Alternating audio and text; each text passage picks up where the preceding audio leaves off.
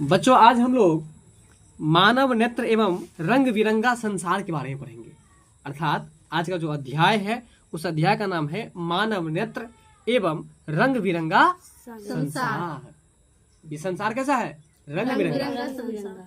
तो आगे जाने से पहले हम आपको बता देते हैं कि वीडियो पसंद आए तो लाइक शेयर सब्सक्राइब जरूर कीजिएगा। साथ में आप चाहते हैं कि हमसे व्हाट्सएप से जुड़ जाए तो व्हाट्सएप चैनल डिस्क्रिप्शन में जाकर के देख लीजिए, वहां से ज्वाइन कर लीजिए। वीडियो पसंद आएगा ही, ध्यानपूर्वक देखिए शुरू से लेकर अंत तक, ठीक है। तो आइए, आपका पहला प्रश्न है, वर्ण विक्षेपण में किस वर्ण का सबसे अधिक विचलित होता है? अब देखिए, विचलित की बात अगर हो कि सबसे अधिक विचलित जो होता है तो वह कौन सा रंग होता है? बैगनी होता है। कौन सा रंग होता है? बैगनी। जी हाँ, वर्ण विक्षेपण में किस वर्ण का प्रकाश सबसे अधिक विचलित होता है? तो बैगनी होता है। अगला प्रश्न है, रेलवे के सिग्नल का प्रकाश लाल रंग का ही क्यों होता है भाई? तो क्योंकि इसका तरंगदैर्घ्य जो होता है वो अधिकतम होता है। तरंगदैर्घ्य जो होता है वो कैसा होता है? अधिकतम होता है। जी, अधिकतम होता है। बात समझ रहे हैं? इसके बाद आपका अगला प्रश्न है, श्वेत प्रकाश, श्वेत मतलब बताए थे हम बैक क्लास में, उजला। श्वेत प्रकाश के विभिन्न रंगों में विभक्त होने की जो घटना है ना, उसको क्या कहते हैं? तो प्रकाश का वर्ण विक्षेपण कहते हैं। यानी कि सूर्य का जो प्रकाश है वो विभिन्न रंग में बट जाता है, तो विभिन्न रंगों में जो बढ़ जाता है उस घटना को हम लोग क्या कहते हैं? प्रकाश का वर्ण विक्षेपण। प्रकाश का वर्ण विक्षेपण। अगला प्रश्न है कि प्रकाश का प्राथमिक वर्ण कौन सा है? देखिए, प्रकाश का जो प्राथमिक वर्ण है यानी कि प्राइमरी कलर है वो आपको है इनमें से सभी, यानी कि नीला भी है, हरा भी है और लाल भी है। तो बोलिए कौन कौन सा है? नीला, हरा, लाल। तो बात समझ गए ना? अगला प्रश्न है, क्या कारण है कि अंतरिक्ष यात्री को आकाश नीले की अपेक्षा काला दिखता है? याद रखिएगा, बहुत ही महत्वपूर्ण प्रश्न है। अंतरिक्ष यात्री जब देखते हैं आकाश को तो नीला नहीं दिख करके उनको कैसा दिखता है? काला। नीला नहीं दिख करके कैसा दिखता है? काला दिखता है।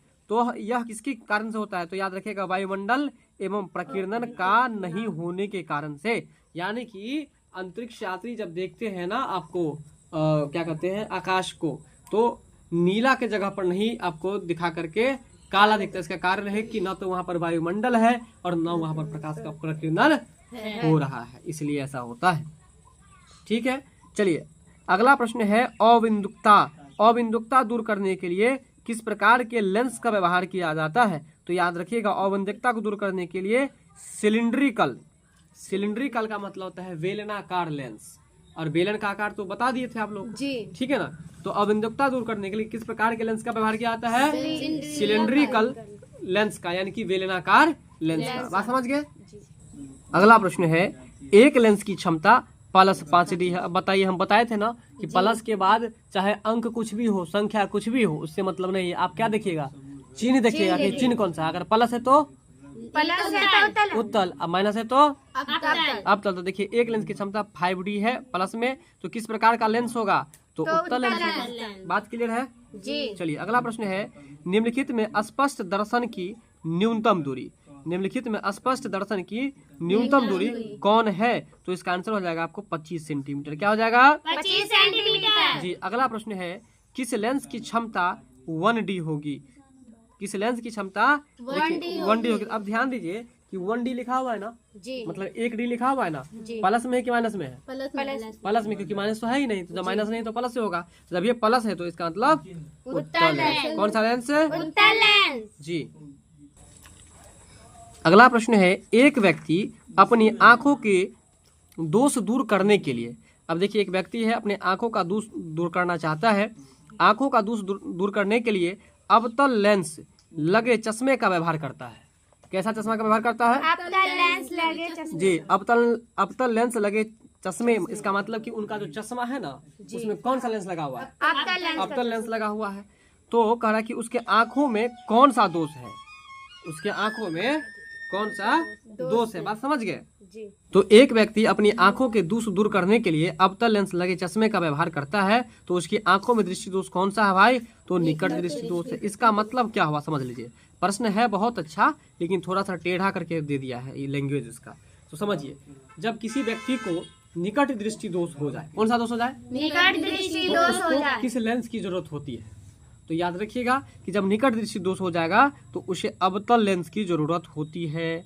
अगर किसी को दूर दृष्टि दोष हो जाएगा तो कौन सा लेंस का जरूरत होगा? उत्तल लेंस। तो इसी तरह से प्रश्न को ना समझने का प्रयास कीजिएगा, फिर आपको उत्तर बन जाएगा। अगला प्रश्न है आपका, एक स्वस्थ आंख के लिए जो दूर बिंदु होता है वह आपको कौन सा दूर बिंदु होता है? तो अनंत होता है। एक स्वस्थ आंख के लिए जो दूर बिंदु होता है वो क्या होता है? अनंत। अनंत होता है। एक स्वस्थ आंख के लिए जो दूर बिंदु होता है वो क्या होता है? अनंत होता है। अनंत होता है।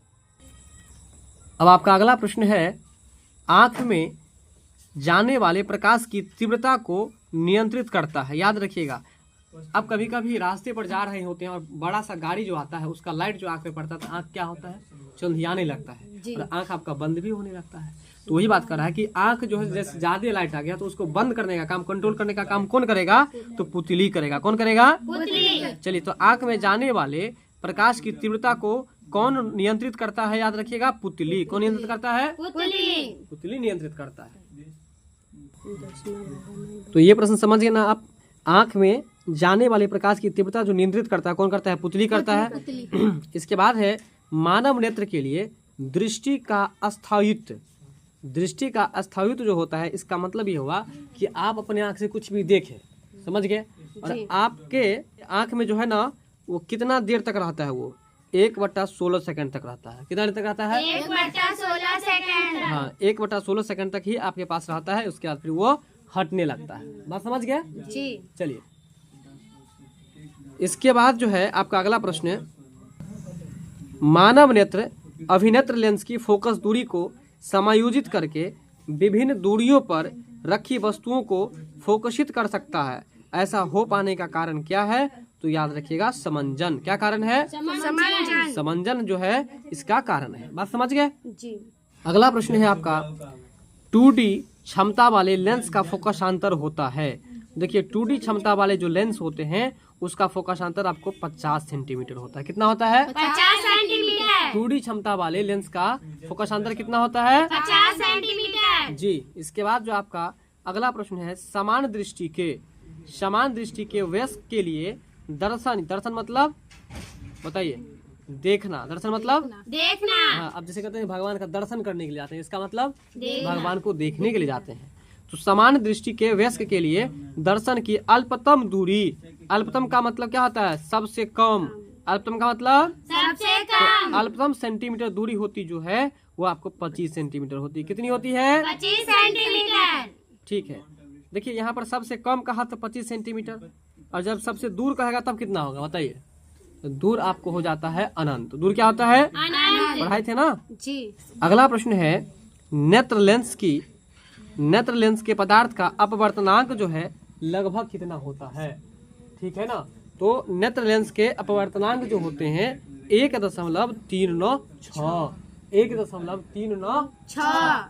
बात यहाँ तक क्लियर हो गया? जी। इसके बाद जो आपका अगला प्रश्न है, नेत्र लेंस की फोकस दूरी बढ़ जाने से आंख में जो उत्पन्न दोष होता है वो कौन सा दोष उत्पन्न होता है? देखिए, नेत्र लेंस की जब फोकस दूरी बढ़ जाती है तो आंख में जो दोष उत्पन्न होता है वो आपको दीर्घ दृष्टि दोष होता है। कौन सा दोष होता है? दीर्घ दृष्टि दोष होता है। अगला प्रश्न है, नेत्र गोलक, जिसको अंग्रेजी में हम लोग आई बॉल कहते हैं, आई बॉल कहते हैं, नेत्र गोलक की त्रिज्या बढ़ जाने से आंख में उत्पन्न दोष जो होता है वो आपको कौन सा दोष होता है? तो निकट दृष्टि दोष। अब बताइए, निकट दृष्टि दोष को दूर करने के लिए किस लेंस का प्रयोग किया जाएगा? अवतल लेंस। किस लेंस का प्रयोग किया जाएगा? अवतल लेंस। अवतल लेंस का प्रयोग किया जाएगा। और दीर्घ दृष्टि दोष को दूर करने के लिए? उत्तल लेंस का। और दूर दृष्टि दोष को दूर करने के लिए? उत्तल लेंस। उत्तल लेंस का। क्यों? क्योंकि दीर्घ को ही हम लोग दूर दृष्टि दोष भी कहते हैं। अगला है, डॉक्टर वर्मा के चश्मे की क्षमता प्लस 0.5D है। डॉक्टर वर्मा के चश्मे की क्षमता कितनी है? 0.25G है। उनके आंख में कौन सा दोष उत्पन्न होगा? तो आपको हम क्या बोले थे कि प्लस के बाद क्या संख्या है उस पर ध्यान नहीं देना है, सीधा देखना है कि चिन्ह कौन सा है। तो यहाँ पर चिन्ह कौन सा है? प्लस है ना? तो प्लस है। तो अब बताइए आप लोग कि निकट दृष्टि दोष दिया है, दीर्घ दृष्टि दोष दिया है, जरा दूर दृष्टि दोष है और दृष्टि वैषम्य है। ये प्रश्न बड़ा ही टेक्निकल प्रश्न है, थॉटेबल प्रश्न है। जरा सोचिए कि डॉक्टर वर्मा एक चश्मा दिया और डॉक्टर वर्मा के पास एक चश्मा है और उस चश्मा का जो क्षमता है प्लस में है 0.2D, 0.25D है। तो उसमें उसके आंख में कौन सा दोष उत्पन्न होगा, बताइए। दूर हाँ सही बात, दूरदृष्टि दोष में। और दूरदृष्टि दोष को ही हम लोग क्या कहते हैं, दीर्घ दृष्टि दोष कहते हैं, इसलिए इसका आंसर दीर्घ दृष्टि दोष हो जाएगा। जी बात पकड़े कि नहीं पकड़े? जी चलिए अगला प्रश्न है, दूरदृष्टि दोष वाले व्यक्ति द्वारा जिस चश्मे का प्रयोग किया जाता है ना, दूरदृष्टि दोष अगर किसी व्यक्ति को हो और चश्मा का यदि प्रयोग किए तो कौन सा प्रयोग करेगा, बताइए। उत्तल लेंस। सीधी सी बात है ना भाई, कि कौन सा दोष है, दूरदृष्टि दोष है। जब ये दूरदृष्टि दोष है तो कौन सा लेंस लगेगा? उत्तल लेंस। निकट दृष्टि दोष होगा तब, अवतल लेंस। दीर्घ दृष्टि दोष होगा तब। उत्तल लेंस। बारी लड़की बहुत तेज हो गई। अगला प्रश्न है, फोटोग्राफी कैमरा, फोटोग्राफी कैमरा का अभिदृश्यक होता है।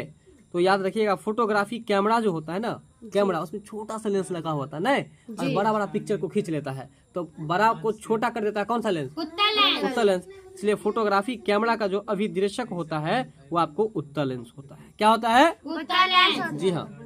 अगला प्रश्न है, निकट दृष्टि दोष का निवारण किस लेंस से किया जाता है? देखिए, निकट दृष्टि दोष का निवारण जो है वो अवतल लेंस से किया जाता है। निकट दृष्टि दोष का निवारण किस लेंस से क्या आता है? अवतल लेंस। देखिए ये तो बहुत ही बार आ चुका है, निकट दृष्टि दोष, दूर दृष्टि दोष, परीक्षा में आया तो गड़बड़ मत कीजिएगा। अगला प्रश्न है, मानव नेत्र, नेत्र का मतलब आँख। मानव का जो आँख है, जिस भाग पर किसी वस्तु का प्रतिबिंब बनता है वह भाग क्या कहलाता है? तो उसको हम लोग दृष्टि पटल कहते हैं। और याद रखिएगा कि दृष्टि पटल को ही हम लोग रेटिना भी कहते हैं। क्या कहते हैं? रेटिना। दृष्टि पटल को क्या कहते हैं? रेटिना भी कहते हैं। रेटिना।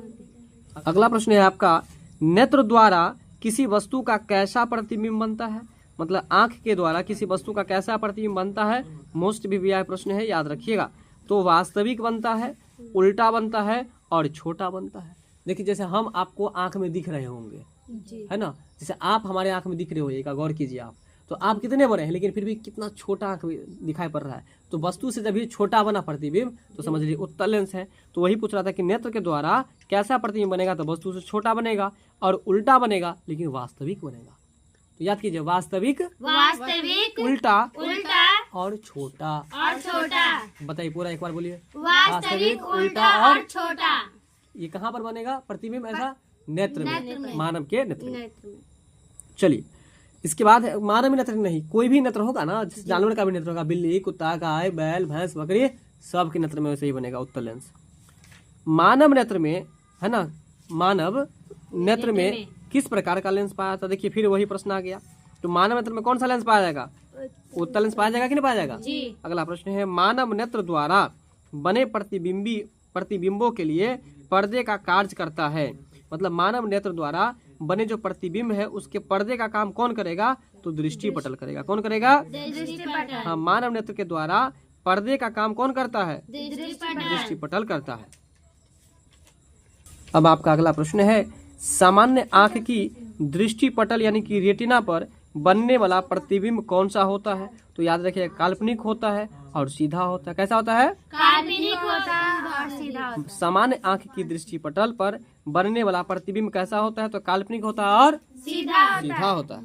अब आपका अगला प्रश्न है, 10 मीटर फोकसांतर वाले, है ना, फोकसांतर कितना है? 10 मीटर। 10 मीटर फोकसांतर वाले किसी अवतल लेंस की क्षमता कितनी होगी?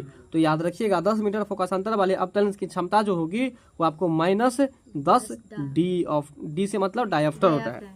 बात समझ रहे हैं? जब ये यहाँ पर देखे अवतल लेंस तो आप जल्दी से ढूंढ लीजिए माइनस वाला। तो इसमें देखिए 4 ऑप्शन है, माइनस वाला कौन है? यही ना है भाई जी। इसलिए इसका आंसर -10 डी हो जाएगा। प्रकाश की किस घटना के कारण सूर्य हमें वास्तविक सूर्य उदय से लगभग 2 मिनट पूर्व ही दिखाई देता है? बताइए, सूर्य जो है ना निकला हुआ नहीं रहता है लेकिन आपको लगता है कि सूरज अब निकल रहा है। बात समझ में आ रहा है? तो ऐसा किस घटना के कारण से? तो याद रखिएगा, वायुमंडलीय अपवर्तन के कारण से। अच्छा बताइए, कुएं का पानी, मतलब कुआं बहुत गहरा रहता है लेकिन आपको लगता है कि बहुत कम गहरा है, ऐसा क्यों? अपवर्तन के कारण से। नहीं तो बताइए कि कुएं गहरे बहुत होते हैं लेकिन गहरे दिखाई नहीं देते, बहुत कम गहरा दिखाई देता है, ऐसा क्यों? तो अपवर्तन के कारण।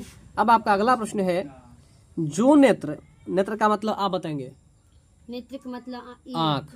जो नेत्र निकट स्थित वस्तु को साफ नहीं देख रहा है। अब देखिए, निकट का मतलब होता है नजदीक, नजदीक का वस्तु नहीं देख रहा है तो उस नेत्र में कौन सा दोष होगा?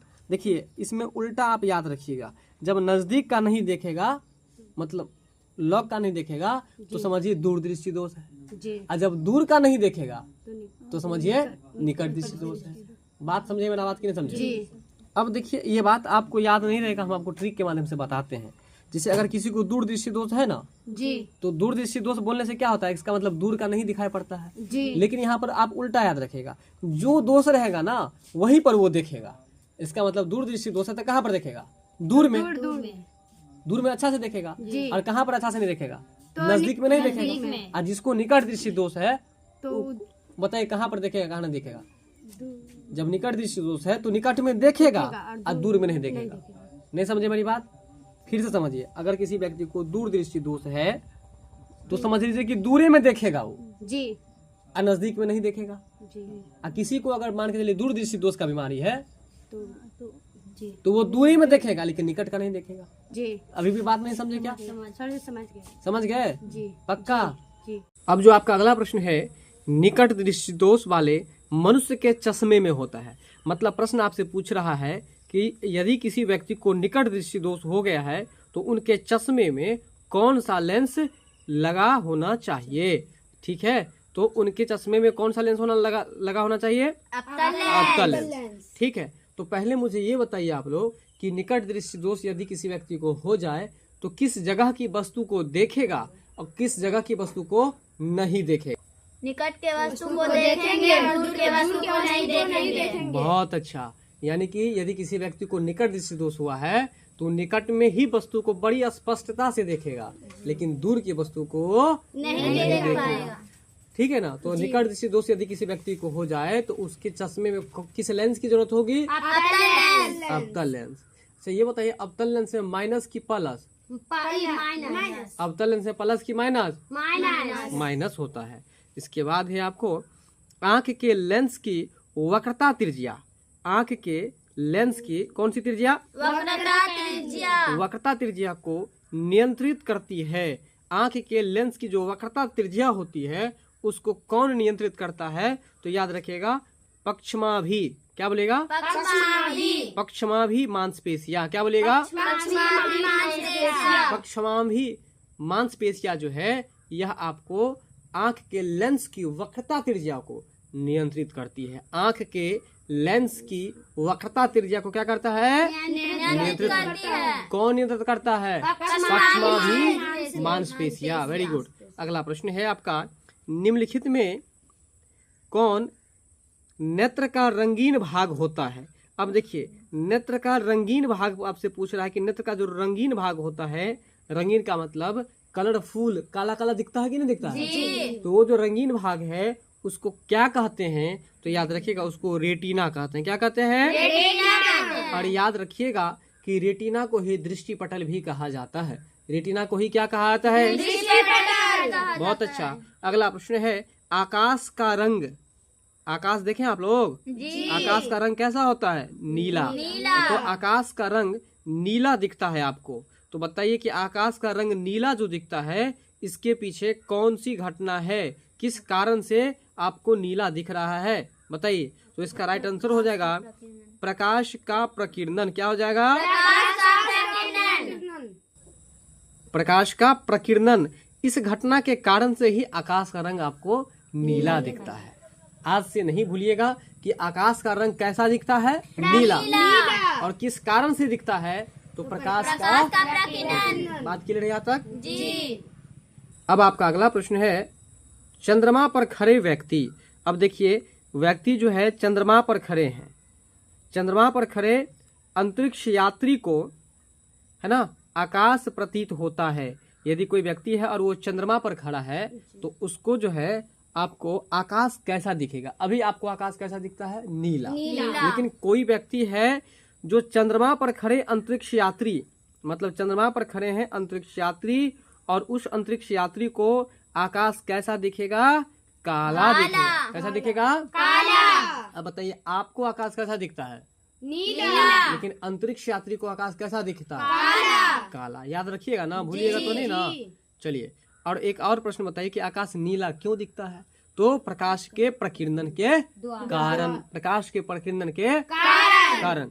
अगला प्रश्न है, तारे के टिमटिमाने का कारण है। यानी कि तारा जो है वो क्यों टिमटिमाता है? तो याद रखिएगा, वायुमंडलीय अपवर्तन के कारण तारा टिमटिमाता है।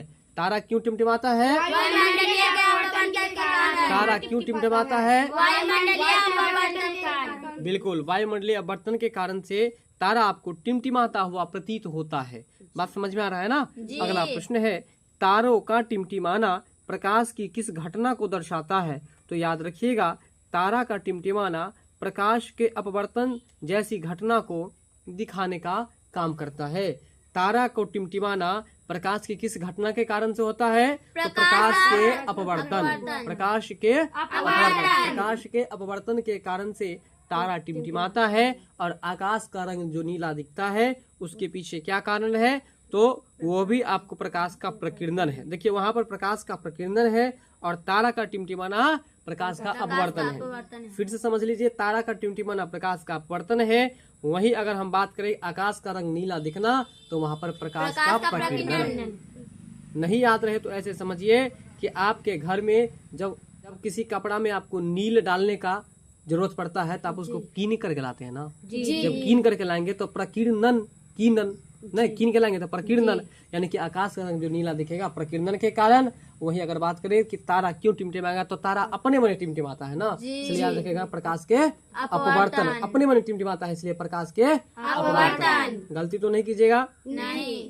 अगला प्रश्न है, सरल सूक्ष्मदर्शी। देखिए, सरल सूक्ष्मदर्शी में किसका उपयोग होता है? तो याद रखिएगा, सरल सूक्ष्मदर्शी में उत्तल लेंस का उपयोग होता है। सरल सूक्ष्मदर्शी में किसका उपयोग होता है? जी, इससे पहले भी आपको प्रश्न आया हुआ था। इसका आपका अगला प्रश्न है, किसी लेंस द्वारा उत्पन्न आवर्धन का ऐसा मात्रक क्या होगा?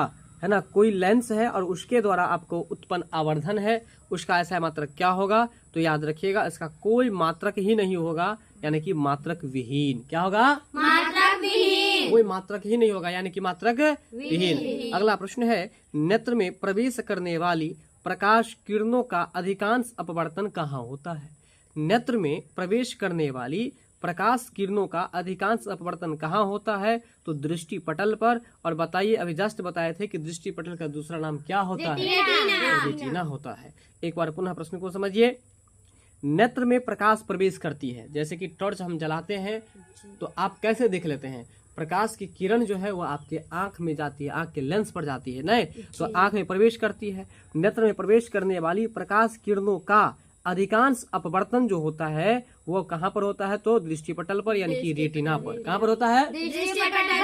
यानी कि रेटिना पर, है ना। प्रकाश किरणों का अधिकांश अपवर्तन कहाँ पर होता है? तो दृष्टिपटल पर, यानी कि रेटिना पर। बहुत अच्छा। अगला प्रश्न है, वायुमंडल में प्रकाश का कौन सा रंग, वायुमंडल में प्रकाश का कौन सा रंग अधिक प्रकीर्णन करता है? तो याद रखिएगा, वायुमंडल में प्रकाश का कौन सा रंग है जो अधिक प्रकीर्णन करता है? नीला रंग। वायुमंडल में प्रकाश का कौन सा रंग है जो अधिक प्रकीर्णन करता है? नीला। यानी कि याद रखिएगा, प्रकीर्णन सबसे अधिक जो होता है वो नीले रंग का होता है। बात समझ में आ रहा है ना? तो बताइए एक बार, आकाश का रंग नीला क्यों दिखता है? प्रकाश के प्रकीर्णन के कारण से। और तारा क्यों टिमटिमाता है? प्रकाश के अपवर्तन, अपने आप टिमटिमाता है ना जी, इसलिए अपवर्तन के कारण। याद रखिएगा, वायुमंडल में प्रकाश का कौन सा रंग सबसे अधिक प्रकीर्णित होता है? नीला। आपका अगला प्रश्न है, निम्नलिखित में प्रकाश के रंगों में से किस रंग का अपवर्तनांक अधिक होता है? अब देख लीजिए, यहाँ पर ऑप्शन है लाल है, पीला है, हरा है और बैगनी है। इसमें कह रहा है किस रंग का अपवर्तनांक अधिक होता है। आपसे अपवर्तनांक पूछ रहा है ना, कि किस रंग का अपवर्तनांक अधिक होता है कि नहीं। लेकिन ऑप्शन याद रखना जरूरी है, मतलब लाल, पीला और हरा। लाल, हरा और पीला और बैगनी, इसमें पूछेगा कि सबसे अधिक अपवर्तनांक किस रंग का होता है? तो बैगनी याद रखिएगा। किसका याद रखिएगा? बैगनी का। इसके बाद आपका अगला प्रश्न है, इंद्रधनुष। और इंद्रधनुष को अंग्रेजी में हम लोग रेनबो कहते हैं। इंद्रधनुष का बनना किस परिघटना पर आधारित है? तो याद रखिएगा, इंद्रधनुष का बनना जो है प्रकाश के वर्ण विक्षेपण पर आधारित है। इंद्रधनुष जो बनता है, याद रखिएगा, इंद्रधनुष हमेशा पश्चिम दिशा में निकलता है।